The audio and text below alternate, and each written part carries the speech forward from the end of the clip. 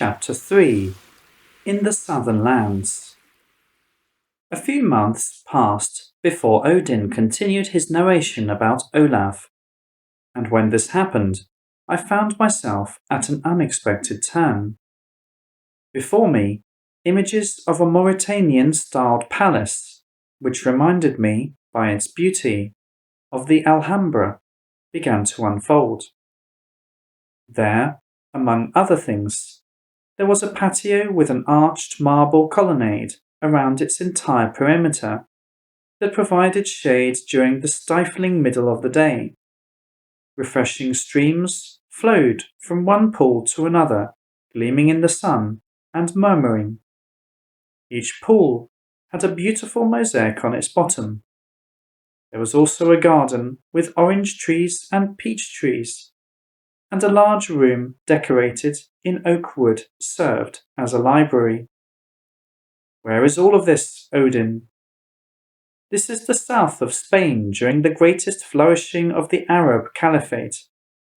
In those times, almost all the countries of the Mediterranean constituted an integral part of this great world of the Arab Empire and of its religious and cultural influence.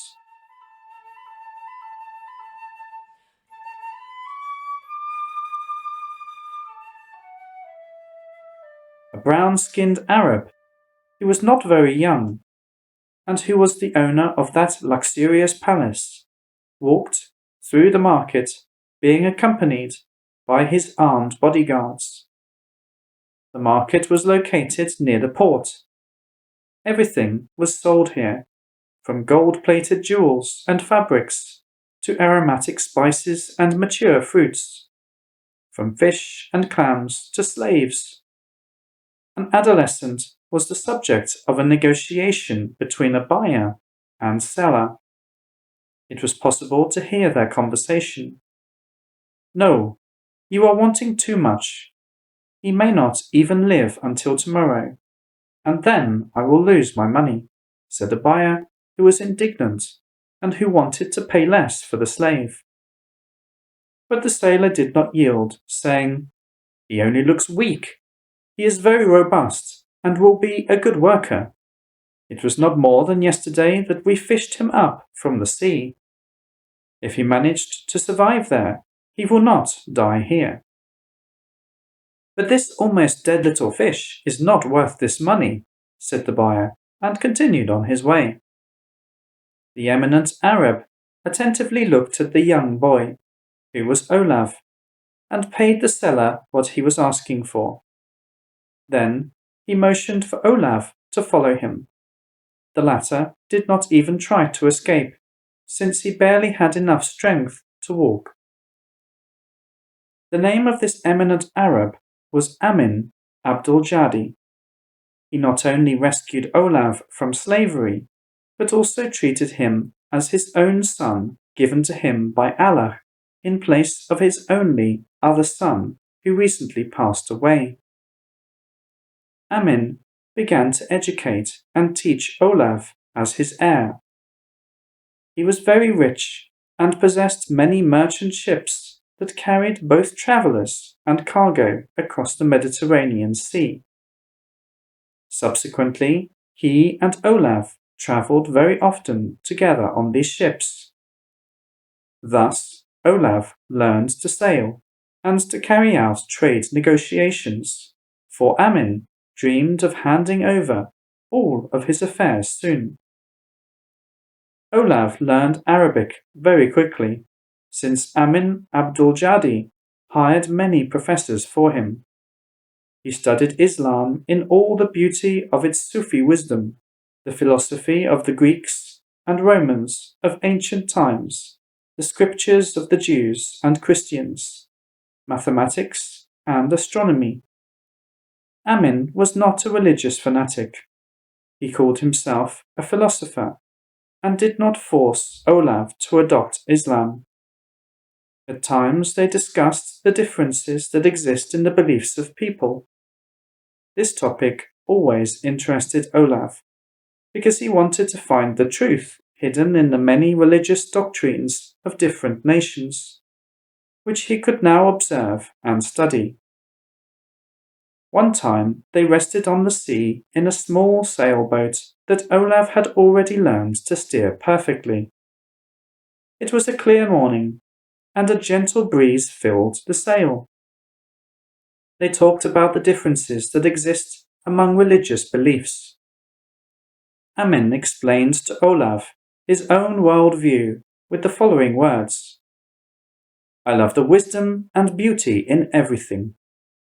I enjoy the beauty of this day and of the blue waters of this calm sea. I love these seagulls that fill the expanse above the sea with their voices. I receive truth from everywhere, no matter where it comes from. For me, there is no difference if wise words come from the mouth of a Muslim or from a Christian who adores the sacred scriptures and worships Jesus or any other manifestation of the power of God, no matter what name they call him. I believe that there is only one God beneath all the disagreements of human beliefs. Here, in this country, we can see how many people live in complete harmony, even though their beliefs are different. If the Arabs began to annihilate those who follow different beliefs, we would be surrounded by ruins instead of the flourishing of culture, of art, and of commerce. But now, many people adopt Islam voluntarily. Yes, but this occurs because the slaves get their freedom in this way. And other people do this so that they do not have to pay taxes for the right to follow their own faith. There are also those who do this to obtain a preferred position in society. You are right, Olav. Many people want to gain earthly profit from everything, including from their religious life. They believe that this will bring them happiness and success. However, happiness has a different nature and is discovered through love for God, the Almighty and merciful Lord of all. But if God is one, as you say, why then do such different beliefs exist? Do the gods adorned by people really exist, or is this simply an inherited tradition? My father told me that my mother could talk with God. Can you also do this? Can you listen to God, ask him questions, and receive his answers? Can you teach me to do this? I myself cannot, but I find the answers to my questions in the sacred books. If you would like, I can invite a sage, a Sufi, who says that he can listen to and understand the words of Allah. It would be interesting for you to speak with him. The name of this Sufi was Ali Jamal. Tell me, O Venerable One, can you listen to Allah? Asked Olav. Yes, I can. And why can't I do this? Why can't other people do this either? Ali Jamal was silent for a while, looking at Olav attentively, and later answered him thus. God speaks with a person in the language of the heart. Those who learn this language will be able to understand God. The ability to perceive God with the spiritual heart that can see and hear is a simple and accessible ability for each person, and this ability is easily developed by the one who knows how to love. You already know how to do this, and you only have to learn a little bit more in order to understand the highest. But I do not hear his words even though I want to. I have so many questions for God. Do not be in a hurry. You will be able to listen when it is time. Meanwhile, you can feel his will in the same way as you feel the favorable wind that fills the sail and gives the ship the power to move. Or, on the contrary, you can feel it like the warning in the sea when the black clouds cover the sky and the blasts of wind burst. With time, everything around you will become an open book, wherein you will see his divine indications and learn to understand them. You will realize that the divine power always abides inside you, in the depths of the spiritual heart. Yet, some other events in your life must first occur before you can feel the power of Allah in all his magnitude. So, Olav gradually began to learn all this in the same way as every person can learn it.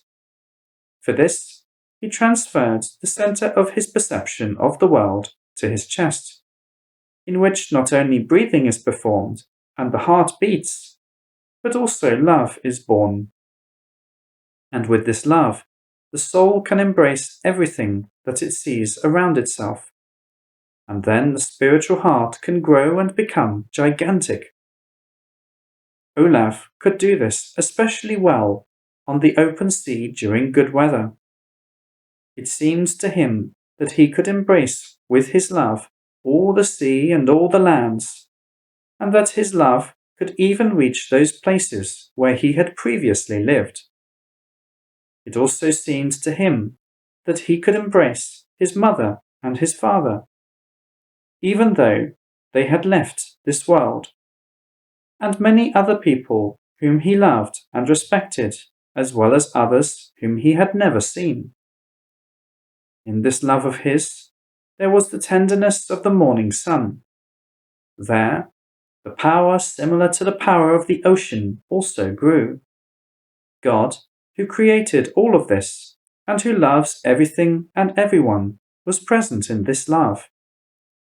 It seemed that just a little more was left before it would be possible to listen to the answers to all his questions and understand all the setbacks of human destinies.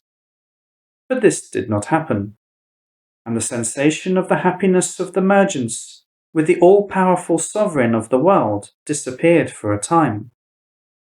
In this case, the habitual perception of the ordinary material world and of people returned to Olav. One time, Amin Abdul-Jadi asked Ali Jamal, "Tell me, what destiny do you see for Olav? Will he abandon me? He longs to return to the land where he was born and raised, and I feel that if I let him do this, I will never see him again. Do I have the right to keep him here?" This young man given to you by Allah for his education is special. Even I, who have been walking toward the light my entire life, cannot understand his entire destiny. It is this way because he came from the source of this light. Soon he himself will come to know what is necessary about himself, but not now. One more important event must happen to him before this, and then he will remember his divine nature and bring the light of truth to this world. I do not have the right to intervene in his destiny. I can only help him a little and teach him certain things. Still, I can console you and tell you that you will abandon this life and pass to other worlds in his arms. Many years passed. Olav sailed with commercial missions all over the Mediterranean Sea. He had business with some European countries and carried out increasingly distant sea voyages. He gathered in his ship a group of brave and faithful sailors, and each one of them became a loyal friend. Olav knew that he would have to travel north. He knew this in the same way that he knew the will of God, and he only waited for the right time to come. Thanks to the lessons of Ali Jamal, Olav not only learned to feel the will of God, but he could listen to his advice and indications as he addressed him with his questions. He felt his love, his power, and his constant presence more and more vividly. When Amin Abdul-Jadi, who had replaced his father, left this world, Olav understood that God filled the new course of his destiny with a favorable wind.